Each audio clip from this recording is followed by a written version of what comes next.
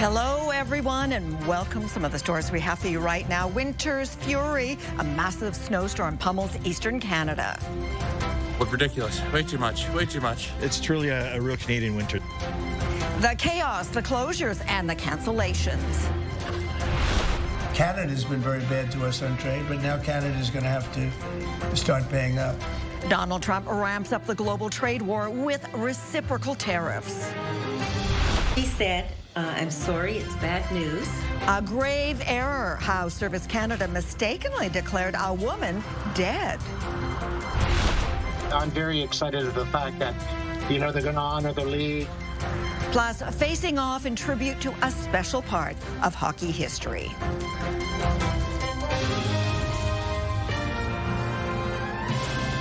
CTV National News with Sandy Ronaldo. When a massive snowstorm hits with a vengeance, affecting millions of Canadians across half of the country, we move the chaos imposed on us by decisions made south of the border to second topic in the newscast, because what a weather event it has been and continues to be. The huge winter storm is trekking across eastern Canada through Ontario into Quebec, with Atlantic Canada also feeling its wrath. Driving is treacherous, schools are closed, flights have been cancelled, and a ton of snow has fallen in Toronto, Ottawa, Montreal, and cities in between. We have team coverage beginning with CTV's Quebec Bureau Chief Geneviève Beauchemin in Montreal. Jen, I can see how it is there. Go ahead. Lots of snow, lots of snow, Sandy. Some forecasts called for more than 40 centimetres. Now, that's not the case, but still more than 30 centimetres have fallen on Montreal. And really, the roar of snowplows was really the soundtrack to Montreal all day today. 1,000 workers focused on going through the 10,000 kilometres of sidewalk and roads to keep them clear. Overall, though, there was a good news in the sense that a lot of people stayed home. The city was really at a standstill this morning. The morning commute was quieter than on a Sunday morning, so that helped workers quite a bit. There were cancellations at the airport, though. You can hear from some of the travelers and shovelers out there today, Sandy. It was canceled already. The first one, we're supposed to leave at 5, and it was canceled. We changed, and now we're gonna change for a direct flight with Air Canada. I wasn't going out today. I said, I'll play it safe, I listen to the news. They say, stay home. If you don't have to go out, stay home. So I listen to them. Just seeing the snow accumulating on the branch of the trees, it's just beautiful. It makes me feel grateful. And what about, the shoveling? What about those parts of it? Oh, I'm trying to look up rather than down. And now the big question is going to be just, up and down. Well, it's all coming around there. Now, the big question is going to be how long the snow will stay here, because the fact is they're trying to decide whether to clear it away, because there's another storm coming this weekend. It could dump more than 30 centimetres, burying the city once again. So they're trying to figure out, do we leave it here, do we clear it away, or do we wait until the next one to try to get the city all cleaned up, Sandy? Oh, say it isn't so, but it is. Okay, Jen, thank you. Now, the storm has moved through parts of Ontario. What's left is the cleanup, the closures and disruptions after a night of blinding snow. And this is where we bring in CTV's Heather Wright, who's in downtown Toronto, where the city blanketed in snow seems almost a bit peaceful, right, Heather? Well, Sandy, this is the fun part of a snow day. Kids here tobogganing. Most schools in the Toronto area are closed because of the weather, but this storm has caused major disruptions across the region. Flights have been canceled, and traffic still crawling in some areas as the cleanup continues. The biggest winter storm in more than 3 years rolled through southern Ontario overnight, dumping 26 centimetres of snow at Toronto's Pearson Airport, where dozens of flights were cancelled or delayed. That's more snow in 24 hours than in the entire month of January. By morning, the snowblowers were out in force, as were the shovels. Even the littlest helpers put to work. Yeah, it's nice, but hopefully it finishes around the end of February. Schools and daycares in much of southern Ontario were closed Thursday, kids flocking to toboggan hills instead. I think it's better than school because learning is boring. The City of Toronto says by 8:30 this morning, all major roads had been plowed at least twice, but because of how much snow fell and the drizzle that followed, the snow is very heavy, and they say it's going to take longer than usual to get all the plowing done. We will need to continue to be plowing throughout the day and into Friday. The slick streets making for tough commutes for some and long commutes for many. I'm going to work like 2 hours prior from my shift. Just to make sure you could get there in time. Yeah, exactly. But since it's not that often, this much snow falls in Toronto so quickly, many are leaning into winter. This is once in a winter phenomenon for us in Toronto. Another winter storm is expected to hit southern Ontario over the weekend, and with temperatures remaining well below freezing, the City of Toronto says snow removal is scheduled to begin on Monday. Right. Sandy. Okay, we've heard that from you. We've heard that from Jen. Okay, let's take a look at what's going on in the east, because as for the nasty weather hitting Atlantic Canada, all schools were closed in New Brunswick today. Same for Nova Scotia, where classes were also dismissed early. The Maritimes being hit with not just snow, but hours of freezing rain and ice pellets. And this is where CTV's Your Morning meteorologist, Kelsey McEwen, picks up the forecast. Hi, Kelsey. Sandy, Atlantic Canada is the most fascinating region in a storm like this because of its proximity to the Atlantic Ocean, and the temperature moderation that comes from that really influences the precipitation. So across Nova Scotia, you see anywhere from rain in the south to this freezing rain and ice pellet, plus snow as well. Central and northern New Brunswick really picking up that snow, and then all of this tracking into Newfoundland and Labrador. Heavy snowfall there, very gusty winds. So in terms of totals, we're seeing some of the highest amounts over towards Miramichi, for example. This might be overdoing it a little bit, but we could see potentially 30 to 40 centimeters there. Then in behind that, we're going to see another round of snow set to move its way eventually into Atlantic Canada, hitting Ontario first Saturday, bringing another maybe 5 to 15 centimeters of snow there. Now, the ice pellets are the biggest concern. That creates a lot of icing, obviously, in the area, but freezing rain mixed in, ice accretion of 2 to 4 millimeters potentially happening here. Newfoundland will also see that risk of freezing rain overnight, particularly southwestern communities like Channel Port aux Basques, for example, the south coast, and then eventually into those wee morning hours Friday through the Avalon Peninsula. Now, winds are really gusty once this moves its way out. We see that in Ontario. We see it in Quebec. We see it in our maritime provinces as that system pulls down Arctic air and northwesterly winds take over. So what does fall as snow certainly isn't going anywhere, as temperatures, Sandy, are expected to drop in the coming days. All right. Thank you for this, Kelsey. So let's move on to tariffs, the never-ending story. And today, Donald Trump signed an order imposing sweeping reciprocal tariffs on every country that charges duties on U.S. imports. And in this case, Canada was not the primary target. CTV's Washington Bureau Chief, Joy Malvin, is here with us now. Joy, how's this going to work? Sandy, President Donald Trump has been hyping this as the big one, promising to use his economic sledgehammer, reciprocal tariffs on countries around the world. If they charge us, Trump says, America will charge them. Now, he's ordered his advisors to calculate these new tit-for-tat tariffs and customize them country by country. And he'll also take into account a nation's quote-unquote behavior. The tariffs will be on pause until April. Here's what Trump said. It's the most beautiful. And I'll tell you what, I think really reciprocal tariffs, those two words, reciprocal makes tariffs really fair. Okay, Joy, who will this hurt? Sandy, look, first, Trump feels cheated. He says the U.S. is being ripped off, and let's not forget he needs tariffs to raise revenue to pay for those massive tax cuts that he has promised all Americans. It's part of his negotiating. He predicted a flood of jobs will come back to America, even though economists warn over and over and over again that tariffs will drive inflation up. It's already spiking here, and consumers, we will pay more. He was asked about that, too. I think what's going to go up is jobs are going to go up, and prices could go up somewhat short term, but prices will also go down. If you build here, you have no tariffs whatsoever, and I think that's what's going to happen.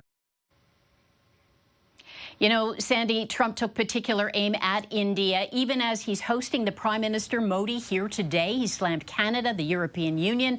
Trump is basically throwing out the free trade system here. He's upending global trade relations. Oh, and he has big plans for a giant summit with Russia and China to talk about de-nuking. Those are his words, to rid the world of nuclear weapons. Sandy? Okay, Joy. Now, Donald Trump not only slammed Canada, but he again referred to Canada's Prime Minister as Governor Trudeau and reiterated how life here would be much easier if we joined the U.S. CTV's Jeremy Sharon breaks down what today's announcement means for Canada. Jeremy. Sandy, while Canada appears likely to avoid the brunt of the tariffs announced today, we certainly didn't go unnoticed.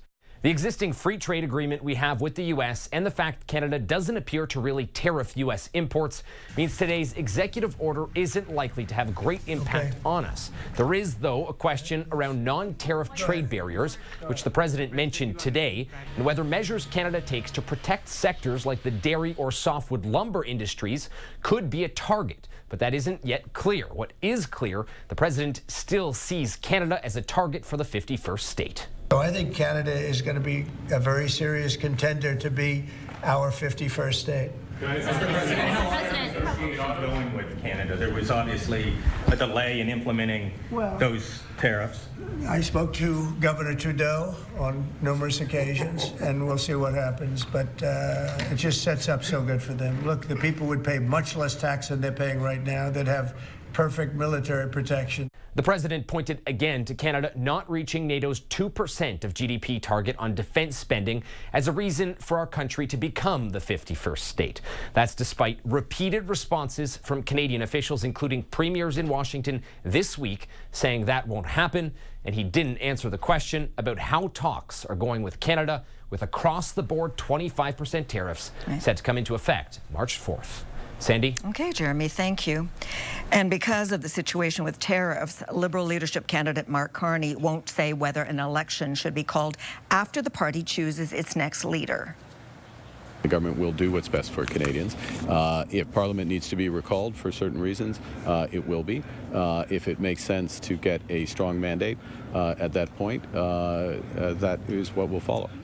Carney made the comments at an event in Vancouver. One of his competitors, Chrystia Freeland, has said going to the polls right after the leader is chosen would not be ideal, given Donald Trump's threats.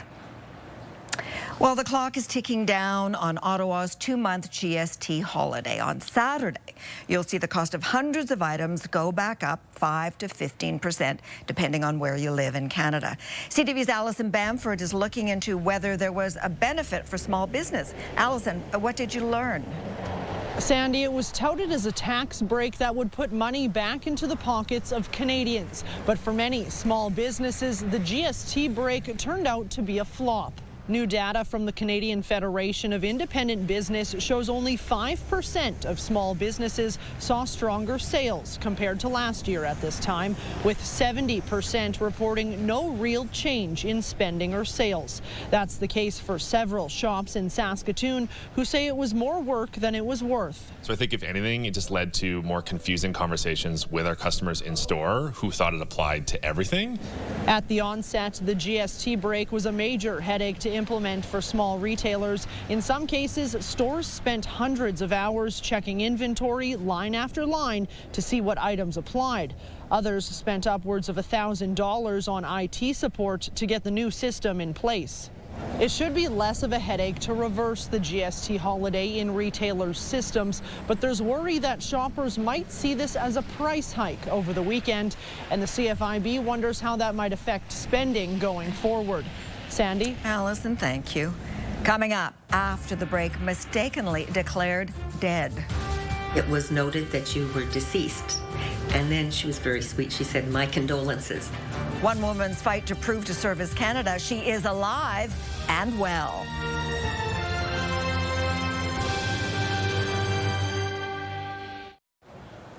Imagine trying to access government services only to learn that you can't because you've been declared dead. That's exactly what happened to a New Brunswick woman who had quite the time resurrecting her account. CTV's Sarah Plowman spoke to the woman who's very much alive. Sarah, how's she doing? Sandy, to Kathy Adams, what happened is funny, but also frustrating. It took a month and a half for Kathy Adams to clue in she'd been deemed dead. I mean, you have to laugh. She felt fine, but her old age security and Canada Pension Plan payments stopped. She called Service Canada. She said, I'm sorry, it's bad news, but on December 13th, it was noted that you were deceased. And then she was very sweet. She said, my condolences. And both of us laughed. That person couldn't fix it, but flagged the issue as urgent. Adams made nearly 24 calls. She reached her member of parliament, called Service Canada back for more information, and went to the local office to prove she is alive. That's where she learned what happened. A niece had called in and reported a death. She said, well, that's obviously been put on the wrong account.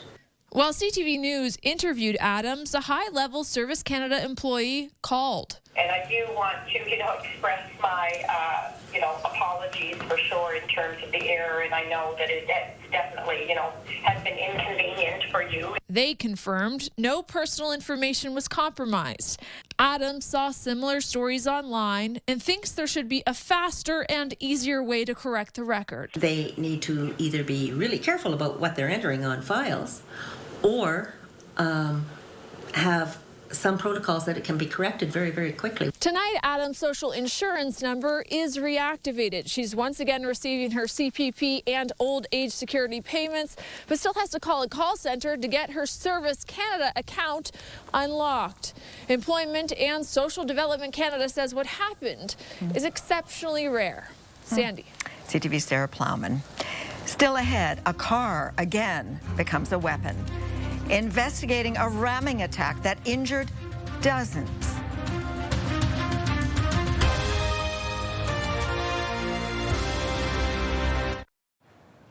Ukrainian President Volodymyr Zelensky is warning the world that Russia cannot be trusted. Зберегти підтримку Сполучених Штатів. Zelensky raised concerns his country will be sidelined in any peace talks after Donald Trump announced that Vladimir Putin was open to ending the war.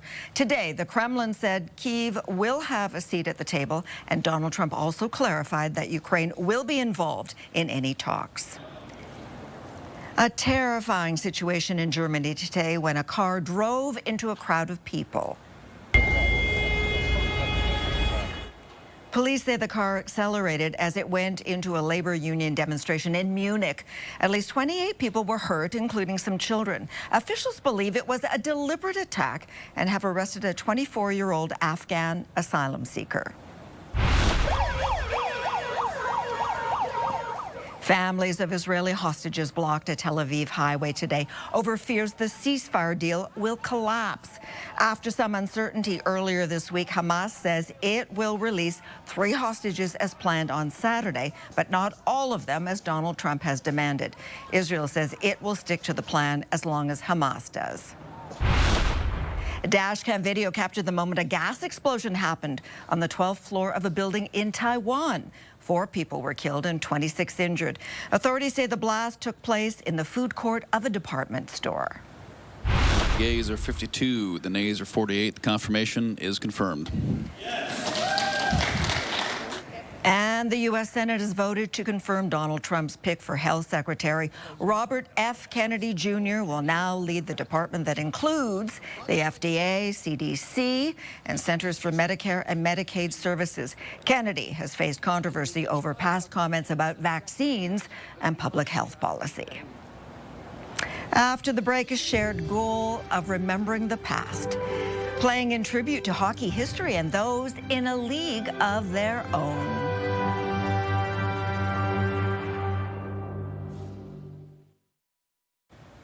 Canada is off to a spectacular start at the Four Nations face-off. Crosby delayed and sets up Marner full stride into the zone. Mitch Marner scores! Leafs forward Mitch Marner scored in overtime last night, giving Canada a 4-3 win over Sweden. The second game sees the United States take on Finland tonight. Canada is back in action Saturday against the U.S. An important part of hockey's past is taking center stage this weekend in Nova Scotia. As part of Black History Month, community leaders will be celebrating the 130th anniversary of what's known as the Colored Hockey League of the Maritimes. CTV's Paul Hollingsworth now on how the celebrations will unfold. Okay, Paul, over to you. Sandy, this will be a celebration of African Nova Scotia history and hockey history all wrapped up into one. The Colored Hockey League of the Maritimes began play in the Halifax area in 1895. It concluded in around 1930. The All-Black Hockey League grew quickly, featured teams sprinkled in cities and towns around the Maritimes, and now stands as a symbol for equality and advancement for African Canadians. This Saturday, the 130th anniversary of the CHL will be celebrated with a commemorative exhibition game on this ice surface. We're celebrating the very first recorded game, which happened on February 27th, 1895, between the Halifax Eureka's and the Dartmouth Jubilees. Bill Riley will also be honored. Riley was the first African Nova Scotian to reach the National Hockey League. His playing days long over, Riley looks back on what he calls his improbable journey to the NHL and his special place in hockey history. For me, growing up and watching those famous arenas on TV, and then the fact that, hey, little old me from Amherst, Nova Scotia, is actually playing in these Hall of Fame arenas, that was very, very special to me. According to former St. Mary's University star player Percy Paris, celebrating the legacy of the Colored Hockey League sends an inclusive message that the contributions of these trailblazing players will never be forgotten. We are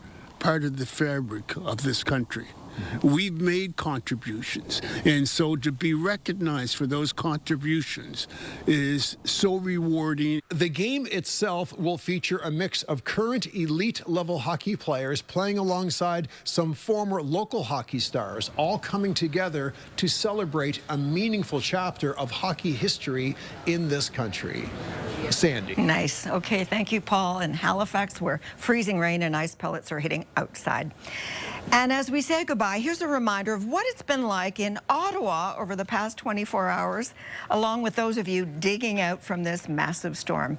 I'm Sandy Ronaldo. Stay safe and warm. Drive carefully. We have a very good neighborly relationship.